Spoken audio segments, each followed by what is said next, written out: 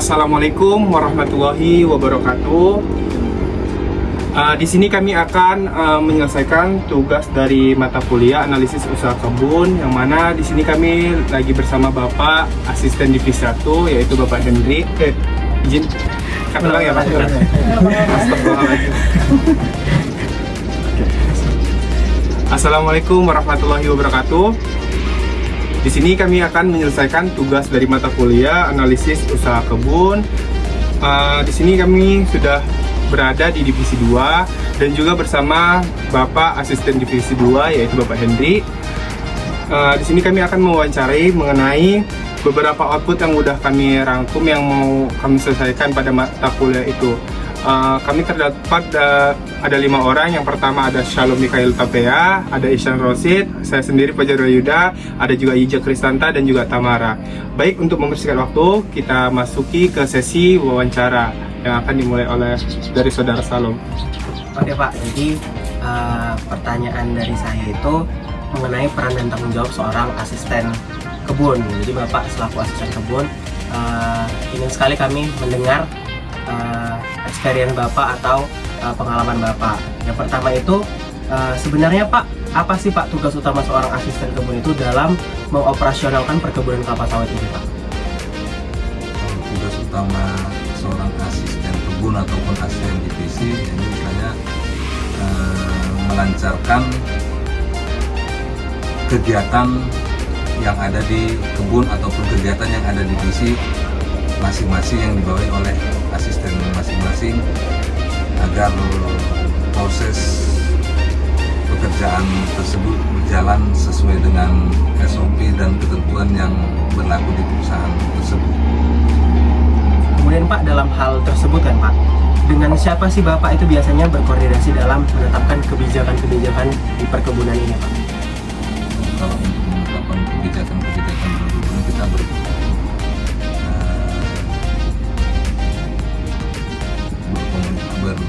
berdiskusi dengan pemimpin perusahaan, dengan pihak manajemen perusahaan, dan hasil dari yang kita diskusikan tersebut kemudian kita sosialisasikan ke mandor ataupun kepala bagian masing-masing pekerjaan agar dapat diterapkan pekerjaan tersebut di lapangan dengan benar-benar. Izin Pak, ada pun pertanyaan lanjutan dari saya Pak. Izin bertanya Pak, jadi yaitu untuk di perumusan kebijakan Pak, khususnya di kebun. Jadi pertanyaan saya, bagaimana proses penyusunan kebijakan operasional di kebun?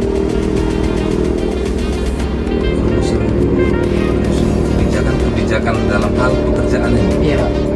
Kebijakan pekerjaan itu kan sudah dirumuskan oleh pihak manajemen perusahaan dan sudah ditetapkan. Kita selaku pelaksana tugas di lapangan harus dapat merealisasikannya di lapangan kebijakan-kebijakan tersebut. Tugas seorang asisten itu merealisasikan kebijakan-kebijakan yang sudah ditetapkan manajemen. Dan lagi Pak, untuk dari kebijakan operasional tadi Pak, itu biasanya seberapa sering dievaluasi Pak dan direvisi gitu? Analisa pekerjaan, hasil pekerjaan itu biasanya rutinitas Pak. Setiap akhir bulan kita ada evaluasi pekerjaan yang dikerjakan bulan lalu, evaluasi bulan depan. Di awal bulan itu evaluasi pekerjaan bulan lalu, ada evaluasi pekerjaan. Di rutin ya Pak. Dan revisi pekerjaan, revisi kebijakan itu ya tidak ada, kecuali penambahan ada pekerjaan-pekerjaan baru yang kita temukan, nanti dibuatkanlah kebijakan-kebijakan ataupun norma-norma pekerjaan oleh pihak manajemen itu kita buat.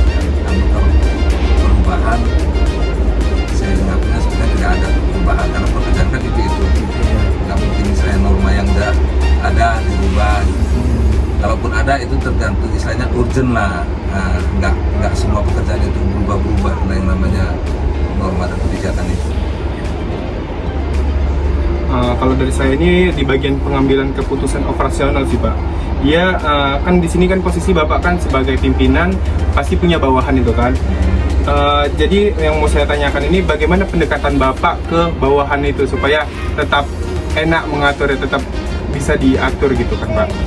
Mungkin dari saya itu Pak. Kalau upaya untuk menjelaskannya itu kita namanya, kita kan ada hubungan manusia dengan manusia yang kayak mana kita istilahnya mengajak mandor kita, kepala-kepala bagian kita itu mengajak bagaimana supaya bisa dia mengikuti bukan kemauan kita, mengikuti kemauan perusahaan, mengikuti istilahnya apa yang sudah ditetapkan, entah target atau target produksi, target pekerjaan, dia bisa merealisasikannya itu ya.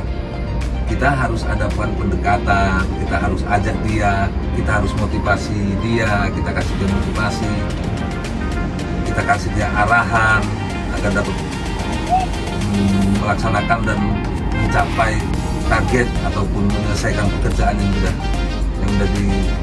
menjadi tanggung jawab kita itu tadi. Bukan hanya sekedar kita instruksi, tahap pertama yang kita arahkan, kita beri dia pengarahan, kita motivasi dia, dan nanti kepala bagian ini atau komando ini dia memotivasi anggotanya melakukan pekerjaan dengan baik dan benar. Kalau memprioritaskan pekerjaan Pak, contoh kan sebelumnya kan Bapak ini punya udah ada rencana anggaran kerja bulanan, tahunan gitu Pak. Tapi kan kayak posisi sekarang ini kita ada lebih prioritas yang menanam jagung ini. Cara mengalihkannya gitu supaya nggak mengganggu sama pekerjaan lain itu gimana caranya Pak? Kayak Bapak kan punya udah ada rencana anggaran bulanan, tahunan gitu kan. Kan ini kayak terhambat sih Pak sama program dari pemerintah gitu kan. Kalau terhambatnya enggak lah, kita kan ada target. Ini kita nanam jagung. Nanam jagung ini kita harus punya target, kita mau berapa hari kita selesaikan. Ya mungkin sebagian tenaga kerja kan terserap ke tanaman jagung ini yang mungkin nggak ada di anggaran, nggak ada di rapnya ya kan, tahu-tahu disuruh buat seperti ini. Kita ada targetnya, sekian hari harus selesai, dan pekerjaan-pekerjaan lain itu kan nggak harus terkendala beberapa hari tak dikerjakan, setelah itu dilanjutkan kembali. Tapi ya setiap seksinya itu kalau bisa siap di setiap bulannya, siap di setiap bulannya itu bukan harus tertunda gara-gara ini, gara-gara ada lalu tertunda. Semuanya ada sebuah piringan seksi bulan Februari ini di blok 12 tidak bisa tertunda gara-gara enggak, dia hanya tertunda beberapa hari, habis itu dilanjutkan kembali dan kita upayakan selesai di setiap bulannya sebulan itu. Tadi. Berarti sesuai dengan RAB yang Bapak buat kemarin ya Pak ya? Jangan ini jadikan alasan ada nanam ini nggak ada di anggaran, enggak seperti itu Pak. Tertunda bisa beberapa hari, namun selesai juga di akhir bulan itu selesai upayakan. Tapi untuk penambahan HK itu ada lagi nggak Pak? Kalau penambahan tenaga kerja nggak ada, tapi penambahan HK pasti ada. Ya? HK nanam jagung. Iya. Tapi kalau penambahan tenaga ini kan sifatnya insidentil. Iya, kalau kita tambah tenaga, mungkin 3 hari 1 minggu nanam jagung selesai, kita tambah tenaga. Setelah itu kita berhentikan, enggak kan? Kita memanfaatkan tenaga yang sudah ada itu kan, hanya memanfaatkan tenaga yang sudah ada. Itu tetap terjalan juga Pak. Iya. Meskipun berjalan, kebijakan tambahan tadi tetap jalan. Terus Pak, saya kan beberapa kali kan Pak magang juga kan Pak. Nah, sepengetahuan saya, biasanya kebun-kebun itu Pak berusaha gimana caranya supaya produktivitas itu dan produksi tinggi. Tapi untuk biaya pos seperti perawatan itu Pak mungkin bisa lebih dikurangi lah Pak. Nah, kalau dari Bapak ini sebagai seorang asisten kan Pak, ada nggak strategi Bapak gitu Pak untuk bisa kayak gimana caranya tak produksi tak tinggi nih, produktivitasnya tinggi tapi mungkin untuk kos perawatannya itu lebih berkurangin gitu. Kalau kos perawatan itu kan sudah dianggarkan, sudah ada anggarannya. Ya. Kalau kita bahasa dikurangi, ini bisa kita mengurangi dari anggaran. Tapi bisa nggak hasilnya itu lebih baik? Kita mengurangi anggaran, sebenarnya perawatan kita di semprotan. Biasa kita pakai dosis 100 cc, kita pakai dosis 50 cc, kan namanya mengurangi kan?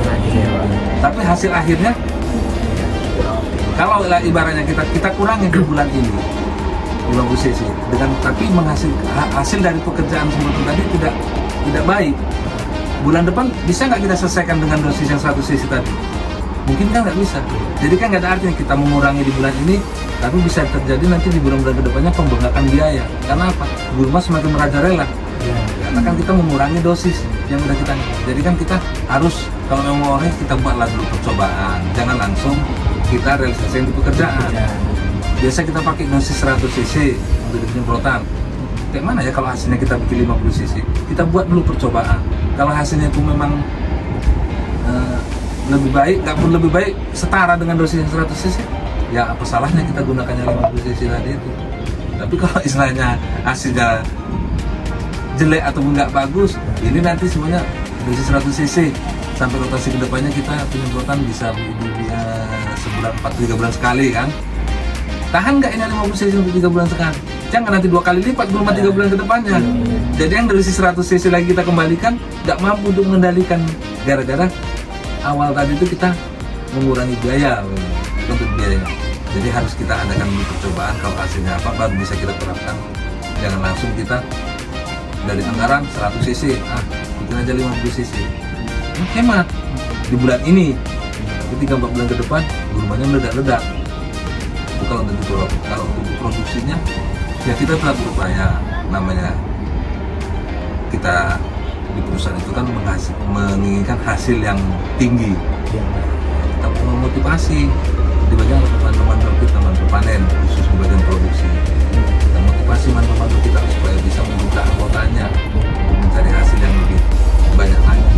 Bahkan kalau ada hasil yang lebih dari borong dari budget yang dibutuhkan perusahaan. Karena ada nanti istilahnya nilai-nilai lebihnya juga.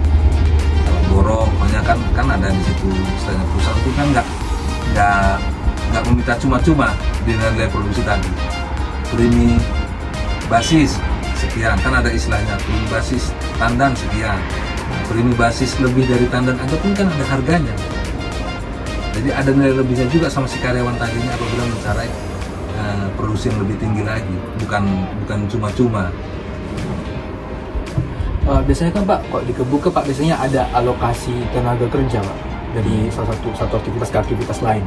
Nah, pertimbangan Bapak untuk menentukan alokasi tenaga kerja itu apa? Kalau pengalokasian itu nggak rutin, sifatnya itu apabila penting atau terlalu urgent ya. Karena kan kalau kita udah tenaga panen itu pasti dipanen aja. Nggak mungkin dia bisa pindah ke satpam, tenaga keamanan. Ya kita aja lah pemupukan yang dikerjakan oleh ya dia dibuat. Gak mungkin orang pemupukan ini nanti dialihkan ke penyemprotan. Jadi kan kalau misalnya kita nggak mateng-mateng pekerja ini tadi jadinya. Dia mupuk atau disuruh nyemprot. Sementara dia skillnya di pemupuk. Di penyemprotannya kan nggak skill. Sama juga kayak panen. Ya khusus tenaga kan ada pengalokasian tenaga panen sekian, tenaga keamanan sekian, ya berjalan seperti itu aja kan. Nggak ada istilahnya kita alih-alih tenaga. Kalau kan ada juga kadang-kadang yang hujan mungkin tak jadi panen, ada kecelakaan, dia tak bisa melaksanakan pekerjaan panen lagi. Nah, itulah baru ada peralihan kerja. Selanjutnya nih Pak, kita udah bahas sampai ke masalah produksi. Saya mau tanya tentang kebijakan lingkungan yang berkelanjutan Pak. Misalnya kan kita baru ini kedatangan pihak ISPO. Itu apa aja Pak yang diterapkan di perkebunan Umada ini terkait dengan poin-poin ISPO itu Pak? Kalau poin-poin ISPO kita di perusahaan Umada kan ya ISPO kan satu penyelamatan keselamatan tenaga kerja. Kita kan istilahnya ya kita sarankan sama tenaga kerja kita ini jangan hanya audit ISPO aja datang menggunakan APD ya pulang istilahnya. Setelah itu ya udah kan apa salahnya kita gunakan terus ini perlengkapan APD kita kan untuk bukan karena audit ISPO. Untuk keselamatan diri sendiri kita menggunakan APD ini kan. Yang kita jaga kan keselamatan diri sendiri. Jadi kita kasih karyawan itu tadi pemahaman, jangan takut hanya karena ada audit data, tapi takut sama kalau terjadi apa-apa sama badan kita. Kita pakai helm kan berarti kepala kita, bukan kepala kawan kita yang kita lindungi, yang kita jaga, kepala kita sendiri. APD ISPO-nya, APD sama ini kita penempatan limbah B3, kebersihan, kan kita diajarkan supaya hidup rapi, hidup bersih. Dari perhubungan kan kita menggunakan banyak bahan-bahan kimia kan. Kalau kita nggak gitu, kalau mungkin nggak ada ISPO dan apa, mungkin bisa jadi peletakan barang-barang tersebut kan sembarangan karena kita nggak ini. Nah, jadi tertata rapi semua sudah kan bisa ada ditengokkan ada gudang limbah B3, ada kita jadi satu kumpul, jadi nggak terkesan berserak. Dan itu harus kita terapkan ke depannya seperti itu seterusnya, bukan hanya sebatas ada audit, harus seperti itu. Satu lagi untuk alam, daerah-daerah aliran sungai seperti Das kan ada 25 meter sama 50 meter kan konservasi kan nggak kita ganggu, katanya habitat aslinya nggak kita ganggu, jadi kan keaslian lingkungan itu terjaga. Tadi Bapak sempat nyinggung masalah limbah. Limbah-limbah dari bagian tanam kelapa sawit ini kan semuanya bisa digunakan ya Pak? Ya. Kalau limbah-limbah dari pabrik itu biasanya regulasinya gimana Pak? Digunakan lagi di kebun? Kayak jangan kosong ini kan limbah dari pabrik. Di FB ini kan kita gunakan di lapangan. Solid limbah dari pabrik kita digunakan di lapangan. Kalau istilahnya limbah-limbah cairnya kan udah kita tampung juga di lapangan kita. Itu ada, kita kan punya lead application.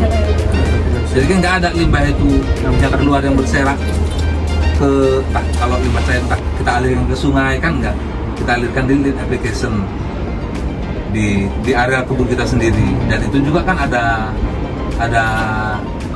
nilai positifnya untuk kesuburan tanah di area kita juga tadi. Jadi nggak ada keluar kebun limbah-limbah samping ini. Jadi limbah yang dari tanaman itu balik ke tanaman itu lagi ya Pak? Balik untuk ke tanaman itu sendiri lagi. Ya kan kedua bilang kan, kita seratkan di piringan. Solid kita seratkan di piringan. Nanti kalau yang ada limbah cairnya kita ada lead application yang dibuat di lapangan itu di gawang mati. Pak, ini ada beberapa pertanyaan mulai dari awal penerapan kebijakan sampai bahkan pengolahan limbah juga ada kita bahas ya Pak. Jadi ada satu pertanyaan ini Pak, apa sih tantangan terbesar Bapak dalam mengambil keputusan sebagai asisten kebun? Tantangan yang paling besar selama Bapak pernah menjadi asisten kebun di sini Pak? Kalau selama kerja, kalau kita sepertinya nggak pernah mengalami tantangan besar karena kita kerja kan berdasarkan koridor, berdasarkan misalnya kalau keputusan membuat satu keputusan itu kan ya kita lihat keputusan apa yang kita buat, entah keputusan membuat satu keputusan contohnya ada karyawan bermasalah lainnya ya kan semua itu udah ada undang-undangnya. Jadi nggak ada istilahnya beban kita melepaskan keputusan tadi. Kita tinggal menilai apabila karyawan itu bermasalah, kita tilik kesalahan dia.